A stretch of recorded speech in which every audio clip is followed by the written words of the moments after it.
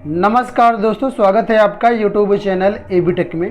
दोस्तों इस वीडियो में बात करेंगे दो महत्वपूर्ण खबरों के बारे में। पहली जो अपडेट है वो यूपी ट्रिपल एससी से लेकर के है।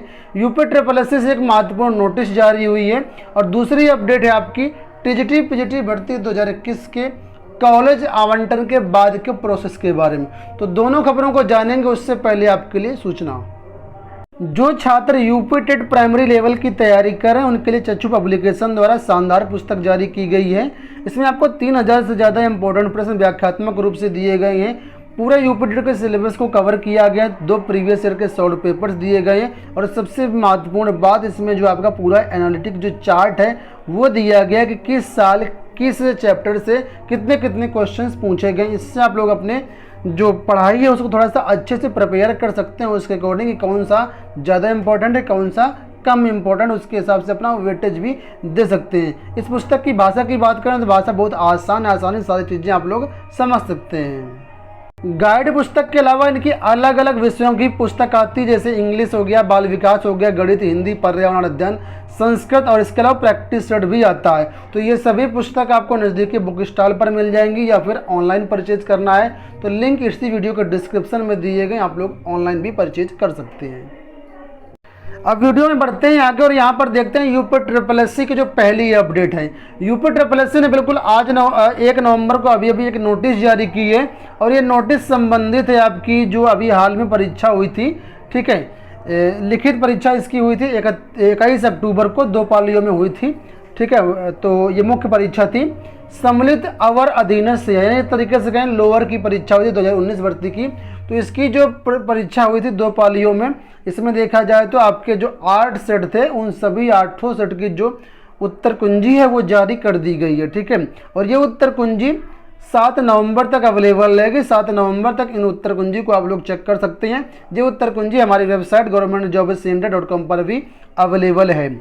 और देखिए, अगर आपको कोई लगता है कि आप उत्तर कुंजी में कुछ आपत्तियां हैं तो आप लोग अपनी आपत्तियां भी दर्ज करवा सकते हैं। लॉगिन करने के बाद आपको अपनी आपत्तियां दर्ज कराने का मौका मिलेगा और इसके लिए 7 नवंबर भी लास्ट डेट जो है वो रखी गई है। यहाँ पर आप लोग देख सकते हैं ये उत्तर कुंजी है, ये हमारे पास जो उत्तर कुंजी है शिफ्ट 2 और S2 जो सेट है उसकी उत्तर कुंजी है। इसमें 2 पार्ट थे, पहला जनरल साइंस एंड अर्थमेटिक था, दूसरा आपका पार्ट 2 हिंदी था, ठीक है। तो इसकी पूरी उत्तर कुंजी साइट पर अवेलेबल है, आप लोग जो अपना चेकआउट कर सकते हैं। अब बात करेंगे यहाँ पर दोस्तों हम लोग यूपी टीजीटी पीजीटी भर्ती 2021 के बारे में। टीजीटी और पीजीटी दोनों भर्ती के कॉलेज आवंटन रिजल्ट जारी कर दिए। उम्मीद है आप सबने अपने अपने कॉलेज अलॉटमेंट चेक कर लिए होंगे, कौन सा किसको कहाँ पर कॉलेज मिला है। हालांकि बहुत से अभ्यर्थी ये भी कह रहे हैं कि सर जो हमें कॉलेज मिला उसमें एड्रेस कंप्लीट नहीं है और पता नहीं चल पा रहा है कि आखिर ये कॉलेज किस जिले में पड़ेगा, क्या उसकी लोकेशन होगी। हालांकि चयन बोर्ड नोटिस में बताया है कि जिसमें एड्रेस नहीं है तो चयन बोर्ड की वेबसाइट पर एक पूरे यूपी की कॉलेज लिस्ट पड़ी है, वहाँ से चेक कर लीजिए। लेकिन वहाँ पर अभ्यर्थियों को समस्या ये आ रही है कि एक ही नाम से कई सारे कॉलेज हैं और ऐसे में अभ्यर्थी समझ नहीं पा रहे हैं कि आखिर उनको कौन से ज़िले में कॉलेज अलॉटमेंट हुआ है।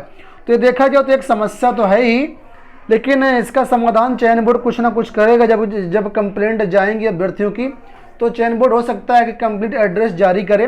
तो मैं आपसे सभी से कहूँगा एक बार आप चयन बोर्ड को वेबसाइट पर जाकर के ईमेल कर दीजिए कि ये एड्रेस कहाँ पर पड़ेगा, ठीक है, इस तरीके से। तो शायद कोई चयन बोर्ड आपकी सुन ले और उसमें कुछ नोटिस वगैरह निकाल करके कुछ उसकी अपडेट दे दे। फिलहाल आप लोग जो है अपना, और कोई दूसरा रास्ता इसमें नहीं है, ठीक है। बात करेंगे दोस्तों यहाँ पर हम कॉलेज आवंटन के बाद के प्रोसेस के बारे में, ठीक है। तो कॉलेज आवंटन के बाद की प्रक्रिया की बात करें, सबसे पहले हम बात करेंगे पीजीटी के बारे में। पीजीटी के बारे में बात करते हैं तो देखिए पीजीटी का जो फाइनल रिजल्ट है वो जारी कर दिया गया, कॉलेज अलॉटमेंट जारी कर दिया गया। हालांकि पीजीटी के अभी मेरिट लिस्ट नहीं जारी की गई है। पीजीटी की अभी मेरिट लिस्ट जारी नहीं किया गया है कि किस अभ्यर्थी को इंटरव्यू में कितना नंबर मिला, किस अभ्यर्थी को रिटर्न में कितना नंबर मिला, ठीक है। तो मेरिट लिस्ट अभी जारी नहीं की गई है। मेरिट लिस्ट कब जारी करेगा ये भी कुछ स्पष्ट भी नहीं है, लेकिन उम्मीद है कि जल्द ही जारी करेगा, 1-2 दिन के अंदर जारी कर देना चाहिए हमारे हिसाब से। और दूसरी बात, अभी पीजीटी की कट ऑफ भी जारी नहीं की गई। बहुत सारे अभ्यर्थी कट ऑफ के बारे में पूछ रहे हैं, तो पीजीटी की कट ऑफ नहीं जारी हुई है। पीजीटी की कट ऑफ जो है वो जैसे जारी होगी चैनल पर आपको मिल जाएगी। तो अगर पीजीटी की कॉलेज आवंटन के बाद के प्रोसेस के बारे में तो करें तो अब आपको कुछ भी नहीं करना है। सिंपल सा जिन अभ्यर्थियों का चयन हुआ है तो चयन बोर्ड की तरफ से बाई मेल जिला वाइज जो पैनल है वो संबंधित जिलों के DIS ऑफिस को 2-4 दिन के अंदर भेज दिया जाएगा। आज देखिए 1 तारीख है और आज भी चयन बोर्ड खुला है, उम्मीद है कल भी चयन बोर्ड खुला होगा। तो इसके बाद दीपावली की छुट्टियां पड़ जाएंगी। तो अगर आज कल में आपका पैनल भेज दिया जाता है चयन बोर्ड के द्वारा संबंधित DIS ऑफिस को, तो आप लोग दीपावली के बाद आराम से DIS ऑफिस में जाकर के अपनी ज्वाइनिंग प्रक्रिया कंप्लीट कर सकते हैं। मैं आपको एक चीज़ और बता दूं कि अगर आप DIS ऑफिस नहीं जाते हैं तब भी आपका जो ज्वाइनिंग लेटर है DIS ऑफिस की तरफ से वो आपके घर करेस्पॉन्डेंस एड्रेस पर आ जाएगा। जो आपने करेस्पॉन्डेंस एड्रेस फॉर्म भरते समय फिलअप किया होगा उसमें आएगा। लेकिन आपका ज्वाइनिंग लेटर आने में समय लग सकता है, 1 महीना भी हो सकते हैं, 20 दिन भी हो सकते हैं, 15 दिन भी हो सकते हैं। वो डिपेंड करेगा संबंधित DIS ऑफिस पर कि किस तरीके से कितनी तत्परता से वो काम करते हैं। ठीक है, तो ये तो बात हो गई PGT के बारे में। अब बात करेंगे TGT के बारे में। TGT में पहली बार ऐसा हुआ है कि चयन बोर्ड ने डॉक्यूमेंट अपलोड तो करा लिए लेकिन उनका भौतिक सत्यापन नहीं किया, यानी मूल रूप से चयन बोर्ड ने अभ्यर्थियों के डॉक्यूमेंट्स नहीं चेक किए हैं, जबकि इससे पहले कभी भी ऐसा नहीं हुआ। तो यहाँ पर अब 2 केस बनते हैं। पहला केस ये बनता है कि कॉलेज आवंटन तो हो गया, अब हो सकता है चयन बोर्ड 1-2 दिन के अंदर एक नोटिस निकाल करके ये कहे कि इन अभ्यर्थियों का जो डॉक्यूमेंट वेरिफिकेशन होगा इन डेट्स में होगा और उस डेट में पहुंचना हो। शायद ऐसा कर सकता है, मैं श्योर नहीं हूँ क्योंकि चयन बोर्ड ने ऐसा पहली बार किया है। तो एक ऑप्शन तो चयन बोर्ड के ये पास है कि चयन बोर्ड खुद सत्यापन करवाए और उसके बाद पैनल आगे प्रोसीड करे। दूसरा यहाँ पर यह भी एक ऑप्शन हो सकता है कि चयन बोर्ड डॉक्यूमेंट वेरिफिकेशन कराए ही ना, क्योंकि चयन बोर्ड के पास ऑलरेडी आप लोगों द्वारा जो सबमिट किए गए डॉक्यूमेंट्स हैं, ठीक है, तो वहाँ से वो सत्यापन करता रहेगा अपना, आपके डॉक्यूमेंट्स के आधार पर उनको चेक कर लेगा और ये कह दे फिलहाल में कि आप जो संबंधित DIS ऑफिस हैं DIS ऑफिस वाले सत्यापन कराकर चयन बोर्ड को रिपोर्ट करें। और कॉलेज के द्वारा तो ऑलरेडी सत्यापन करवाया ही जाता है, पहले से भी करवाया जाता था, अब भी करवाया जाता है। ठीक है, तो दूसरा तरीका ये है कि DIS ऑफिस को जिम्मा सौंप दिया जाए या कॉलेज को जिम्मा सौंप दिया जाए और कॉलेज के माध्यम से DIS ऑफिस के माध्यम से जो जिम्मा है, मतलब जो रिपोर्ट है आपको डॉक्यूमेंट की, वो चयन बोर्ड तक पहुंचा दी जाए और फिर सारी चीज़ें आगे प्रोसीड हो जाएं। तो 2 रास्ते से उम्मीद ज़्यादा है कि दूसरा रास्ता चयन बोर्ड अपनाएगा क्योंकि समय कम रहा है, तो जैसे चयन बोर्ड ने जल्दी किया है। ठीक है, तो दूसरा रास्ता यही हमें लग रहा है कि हो सकता है कि चयन बोर्ड ये कह दे कि संबंधित जिले के जो भी अधिकारी हैं DIS ऑफिस हैं वो सभी अभ्यर्थियों का डॉक्यूमेंट वेरिफिकेशन करवाने के बाद ही उनकी नियुक्ति को परमानेंट करेंगे। इस तरीके से कुछ भी कर सकता है। ठीक है, तो मान लीजिए कि अगर दूसरा रास्ता चयन बोर्ड अपनाता है तो क्या होगा, अगर आज कल में पैनल भेज दिया जाता है आपका, तो दीपावली तक आप दीपावली के बाद आराम से अपने DIS ऑफिस जाइए और वहाँ से अपने ज्वाइनिंग की प्रक्रिया को कंप्लीट कर लीजिए। जब आप DIS ऑफिस जाइएगा तो वहाँ पर अपने ओरिजिनल डॉक्यूमेंट्स ले लीजिएगा, सारे ओरिजिनल डॉक्यूमेंट्स ले लीजिएगा और 2 सेट या 3 सेट अपना जो है जो भी फोटोकॉपी वगैरह वो सब लेते जाइएगा और वहाँ से आपको आगे की प्रक्रिया पूरी बता दी जाएगी।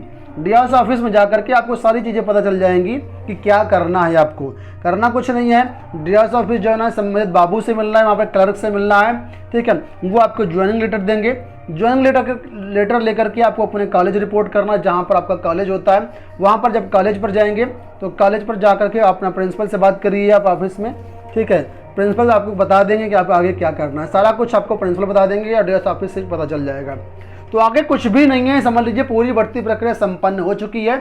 अब सिर्फ फॉर्मेलिटी बची है कि आपको अब नियुक्ति पत्र जो है वो मिलना है और वो आपको नियुक्ति पत्र कहाँ से मिलेगा, तो DIS ऑफिस से मिलेगा और आपका स्कूल की तरफ से यानी मैनेजर की तरफ से भी आपको मिलेगा। ठीक है, तो ये छोटी सी प्रक्रिया बची, इसमें कुछ भी नहीं है, ज़्यादा परेशान मत हो आप लोग। ठीक है, परेशान मत हो आप लोग, DIS ऑफिस जाइएगा, वहाँ पर सारी प्रक्रिया आपको पता चल जाएगी। ठीक है, और कोई दिक्कत होती है तो कमेंट बॉक्स में बताइएगा आप लोग। और एक चीज़ मैं आपको बता दूं, बहुत से अभ्यर्थी कह रहे थे सर चयन बोर्ड जो है ज्वाइनिंग लेटर कब देगा, तो मैं आपको बता दें चयन बोर्ड ज्वाइनिंग लेटर नहीं देता है। चयन बोर्ड ज्वाइनिंग लेटर नहीं देता है, संबंधित जो DIS ऑफिस है वहाँ से आपको जो ज्वाइनिंग लेटर है वो मिलेगा और आपको कॉलेज से एक दूसरा ज्वाइनिंग लेटर भी मिलेगा कि हाँ ये मतलब मैनेजर की तरफ से आपको मिलेगा। मैनेजर आपको ज्वाइनिंग करने के लिए एक आदेश निर्गत करेगा और जब आप कॉलेज ज्वाइन करेंगे तो वहाँ पर एक आपको अलग से मिल जाएगा स्कूल की तरफ से। तो ये छोटी सी प्रक्रिया बची है और इसमें कुछ भी नहीं है अब। ठीक है, तो आशा करते हैं चीज़ें समझ में आई होंगी। इस वीडियो में इतना ही, धन्यवाद।